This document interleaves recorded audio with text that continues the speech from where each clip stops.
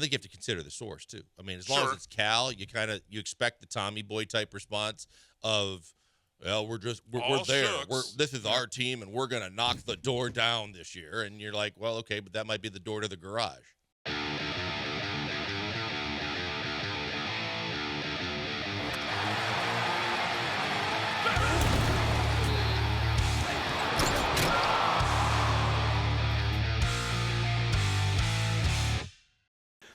First and foremost, though, we'll start with the Texans. The question that I have for you guys, are the Texans on the doorstep? And we know what the doorstep is.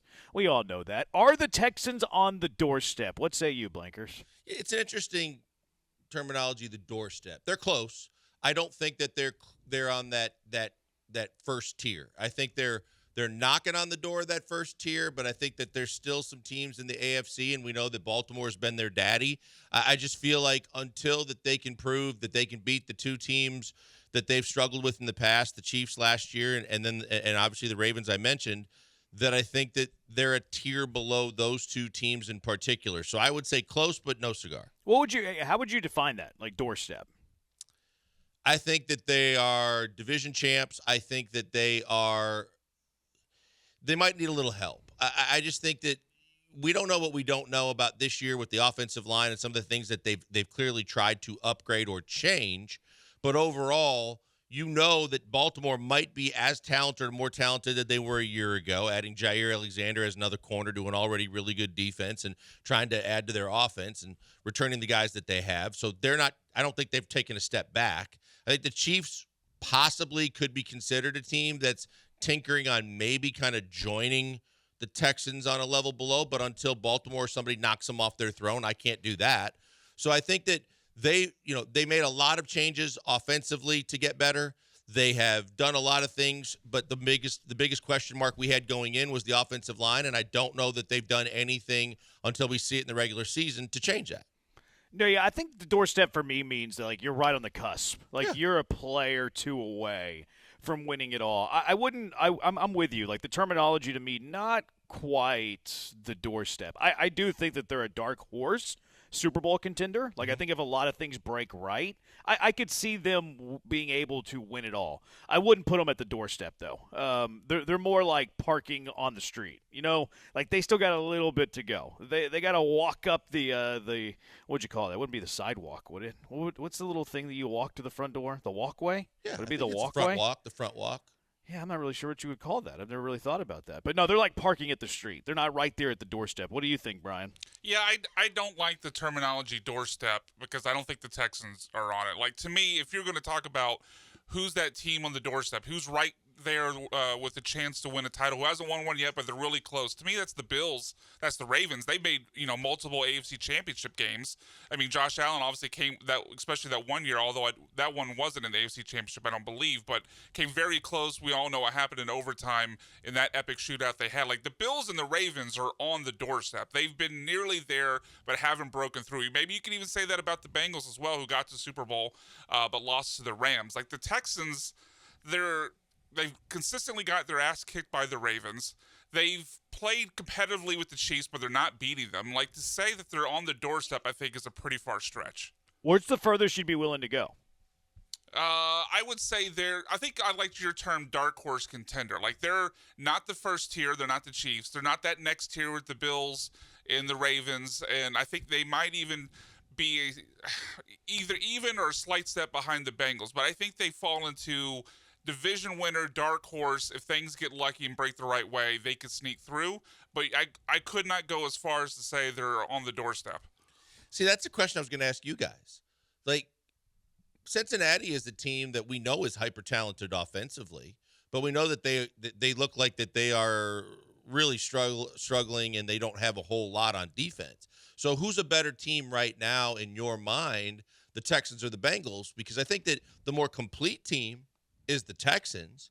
The problem being is that we don't know how this offensive line is going to perform. So as bad as the Bengals defense looks, we still have to assume that this offensive line is what it is and what it was last year until we see differently.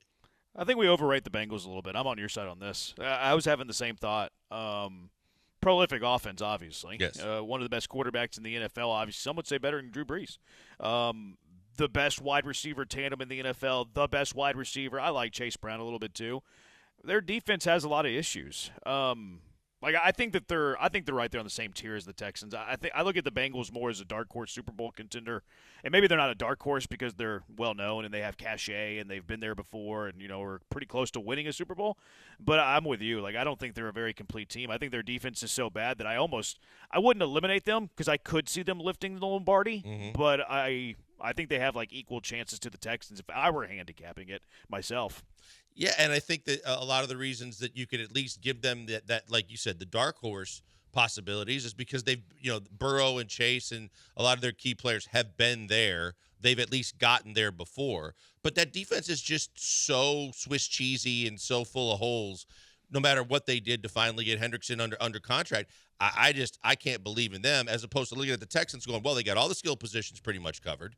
Of course, we're dealing with the running back. We've already talked about that.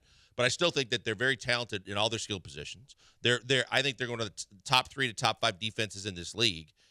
And I think that they have the quarterback, the coach, and the coaching staff now. But again, even from a coaching perspective, I love everything I'm hearing and everybody that's giving us feedback on not only Cole Popovich, but Kaylee in particular, and what they're going to be that they haven't been in the past offensively. But until I see it, I can't sit there and go, well, I'm penciling them in on the same tier as everybody behind Kansas City. Yeah, I'm with you on that. Cal McNair, Hannah McNair, they had some quotes in this DJP anime article on ESPN, ESPN.com. Cal believed that the Houston was a ways away following the loss to Baltimore a couple of years ago.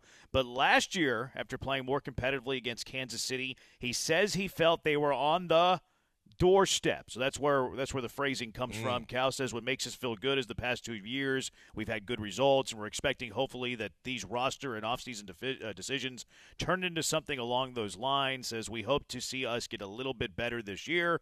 And then Hannah McNair, with a little bit of a smile and a little bit of starlight in her eye, said a lot better.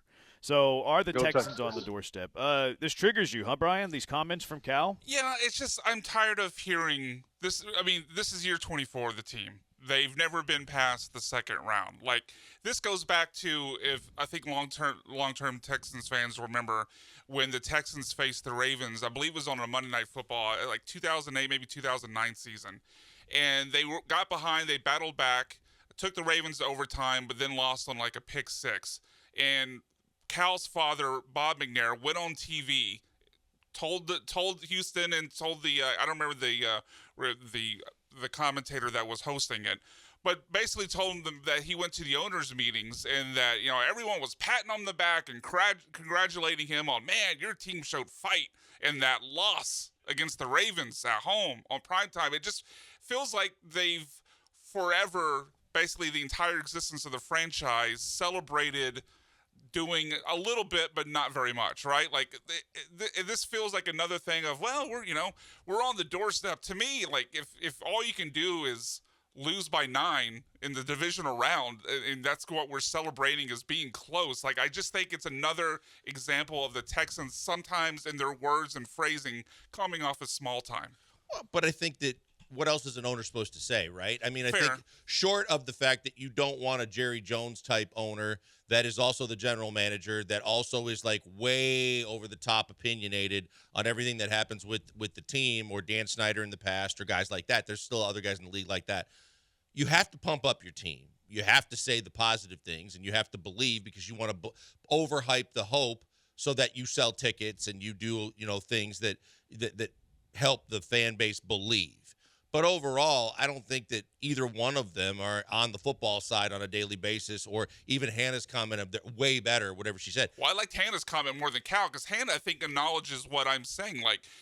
The messaging from Cal is our expectations for this team are to make the Super Bowl. We realize we've never even got to an AFC title game. Our expectations are there and beyond. That comment would have been fine to me, but we're on the doorstep. I'm encouraged. It just feels like more of the all shucks personality that this franchise has had since 2002. I think you have to consider the source too. I mean, as long as it's Cal, you expect the Tommy Boy type response of, well, we're there.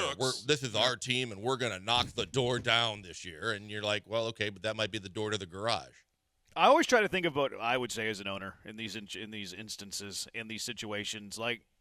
I don't think I would use the we're close or on the doorstep. Like I don't think I would talk like that.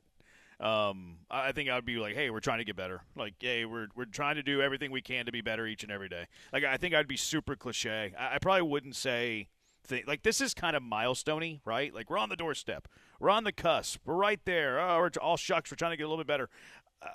I think I would err on the Craig Biggio. We're taking it one day at a time, like the Nick Caserio way. I think that's how I would be. That's what I was going to say. This is where, as an owner, you want to kind of play the anti-Dana Brown card. You don't want to pigeonhole or put extra pressure on your team. You want to say, and almost to the point from what Hannah said, I think we're way better. And you could elaborate a little bit and say, look, I think we're much improved. I think we've kind of done a lot to clear up what was a deficiency last year, and we're excited for what the season brings, and then let the cards fall where it may. And now you're not kind of putting undue pressure, and maybe even more so with the doorstep comment of expectations.